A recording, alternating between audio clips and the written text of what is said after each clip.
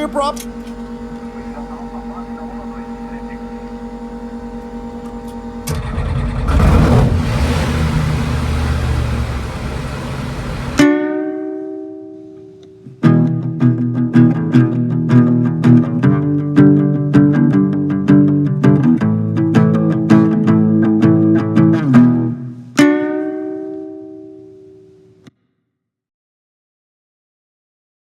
The RV-12 is an American light airplane designed by VANS Aircraft of Aurora, Oregon. The design was introduced in 2006, initially sold only as a home-built kit. The airplane complies with the American light sport aircraft rules. The idea, according to legendary VANS designer Richard van Grunsven, was to create a lightweight machine with the best possible all-around performance. One that will be simple and relatively inexpensive to build, while still maintaining the much appreciated RV family flying qualities. In other words, the airplane should be light, but not boring. In 2008, the RV-12 began to be offered as an SLSA, sold ready to fly. The unit tested for this video was built in Brazil by a company called Fly&Tell Aeronáutica, which has been certified to assemble RV-12s as SLSAs from imported VANS kits from the US. Originally, the RV-12 was designed to be equipped with a Rotax 912S, a 100 horsepower carbureted motor. Of course, as an amateur-built machine, the builder could fit any engine they wanted in the airplane, but VANS suggested the 912S as the better choice and developed the airplane using that engine. The unit we tested for this video is the latest RV-12 version, an RV-12iS, equipped with an injected and electronically controlled Rotax engine. There are also several other evolutionary changes to the IS version of the RV-12. One of them relates to the landing gear, which in this version has been tested not only to AESTM standards like the original RV-12s, but also in what has been called gear tear-off test. It consists in a strengthening of the gear support structure of the 12iS, making the structure stronger than the gear attachment bolts. So the attachment bolts are as strong as they've always been, but the support structure has been beefed up, making it more resistant to high rearward impact loads. This way, in case of a gear tear-off, the gear legs are torn before the support structure is damaged, and the fuel tank is, therefore, protected. This level of structural redundancy is not the norm in light airplanes, but we are not surprised that VANS has been that careful and meticulous. The airplane we flew was brand new. It belongs to a well-regarded flight school in Brazil and will be used as a primary trainer as well as an IFR training platform. The RV-12iS, like all the RV family, is made of metal. It's 19 foot 11 inches long, with a wingspan of 26 feet 9 inches. The propeller on this unit is a 3-bladed carbon fiber Sensenich. Okay, we are hardcore propeller lovers here at Fly&Tell, but there's no denying that this one is a very stylish unit. Oil is checked through this inspection door on the cowling.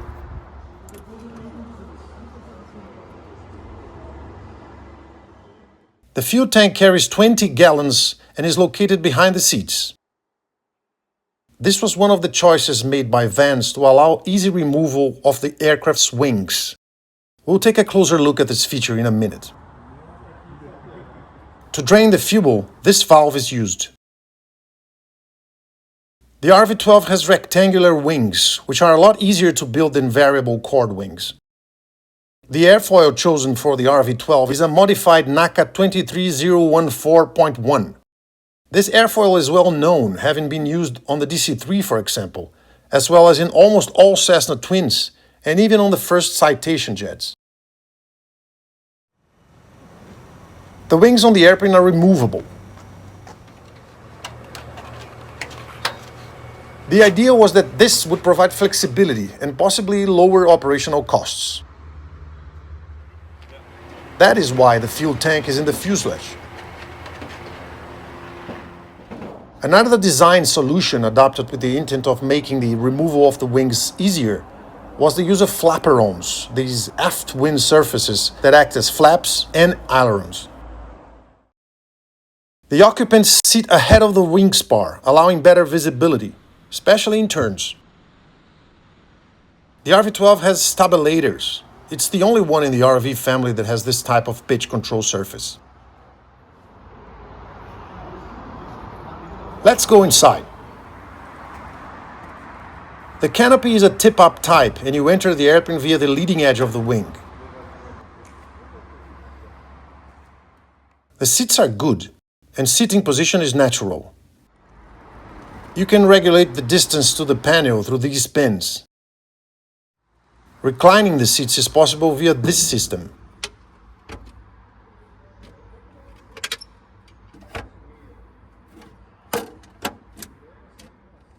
There's a lot of headroom and legroom, even for taller people.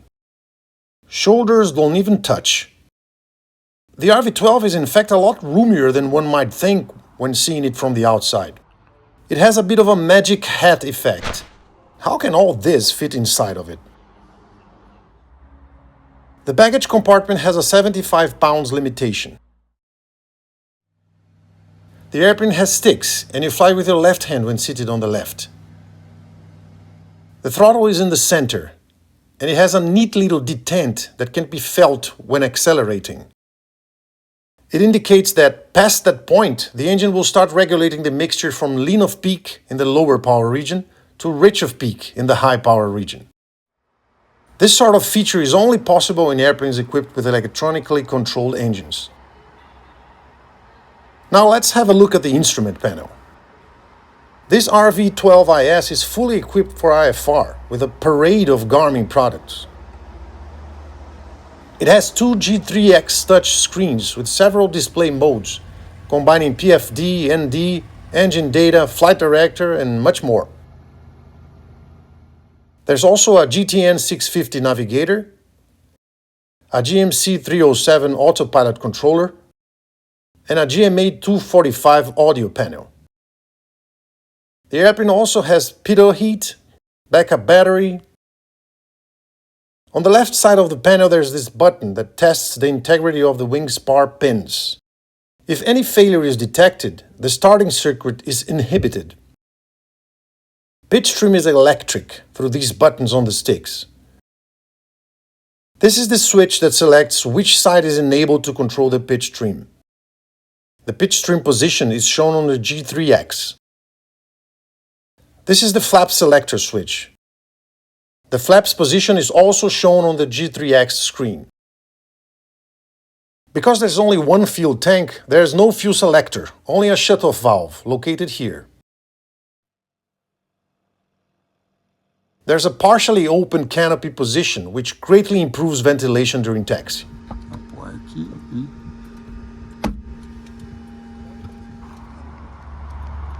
Okay then, clear prop!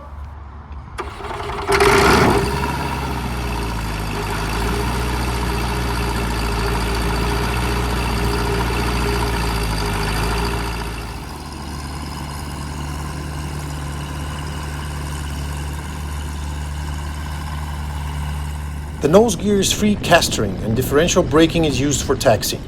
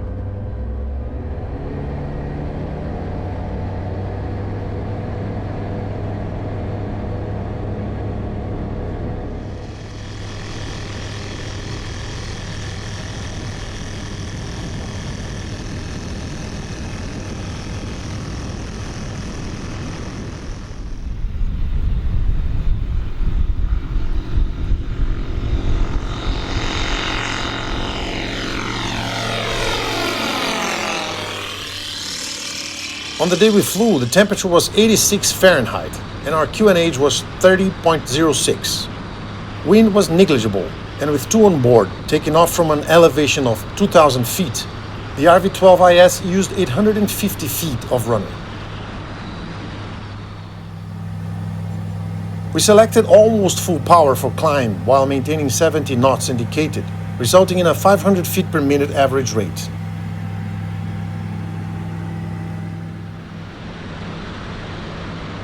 On this almost cloudless day, we were faced with one drawback of the bubble canopy and its unrestricted visibility. The widely used little canopy drapes made by Koger sunshades hadn't been installed yet, so we were pitilessly punished by the sun. Leveled at 3,700 feet, 5,000 RPM resulted in a true airspeed of 104 knots.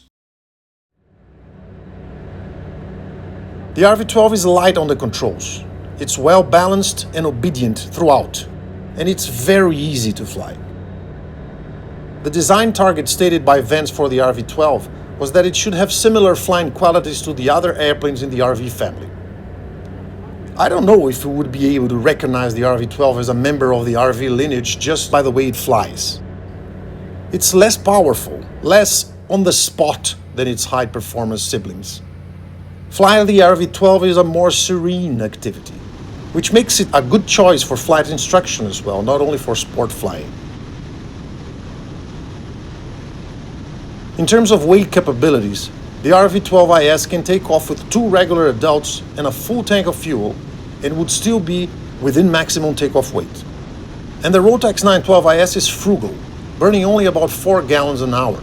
So a full tank means 4 hours of flight with a generous fuel reserve, which would translate into a good 400 nautical miles in calm winds. And spending 4 hours inside this airplane wouldn't be a great endeavor.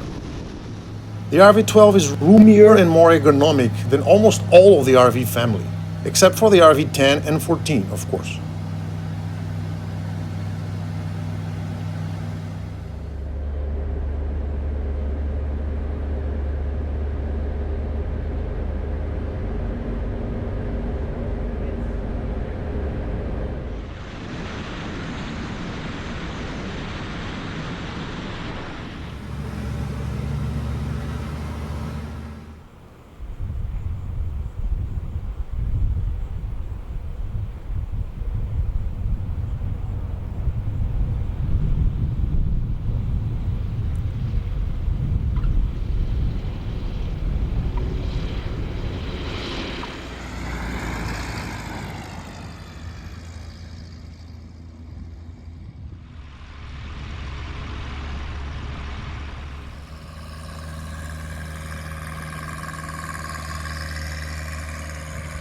The RV-12iS is a multi-talented little airplane.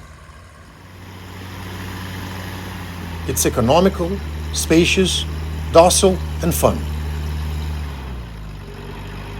In a perfect world, every pilot should have one.